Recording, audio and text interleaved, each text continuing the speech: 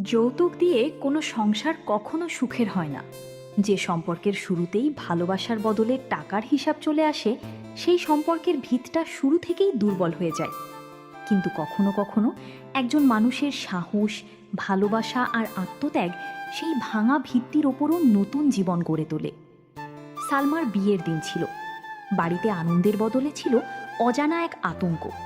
কারণ পাত্রপক্ষ শেষ মুহূর্তে নতুন দাবি তুলেছিল। তাদের কথায় মোটর সাইকেল না দিলে বিয়েই হবে না। অসহায় বাবা বারবার অনুরোধ করছিলেন, আর মাত্র কয়েকটা দিন সময় দিলে তিনি টাকার ব্যবস্থা করবেন। কিন্তু লোভের কাছে সেই কান্নার কোনো মূল্য ছিল না।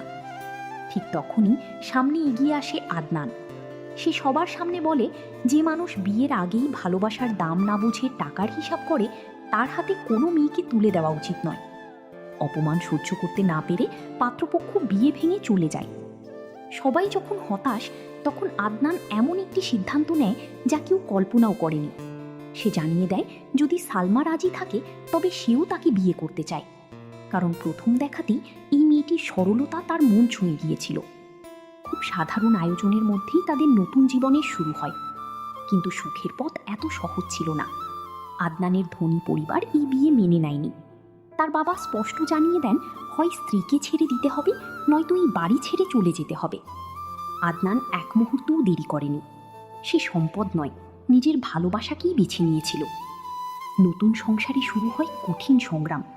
যেই ছেলে কোনোদিন কষ্ট করে কাজ করেনি, সে আজ দিনের পর দিন রোদে পুড়ে শ্রমিকের কাজ করছে। অন্যদিকে সালমা প্রতিটি টাকা হিসাব করে খরচ করে। নিজের শখ, নিজের ইচ্ছা সবকিছু চেপে রেখে সে শুধু চায় স্বামীর কষ্ট যেন একটু কমে। একদিন বাজারে একটি সুন্দর শাড়ি দেখে সালমার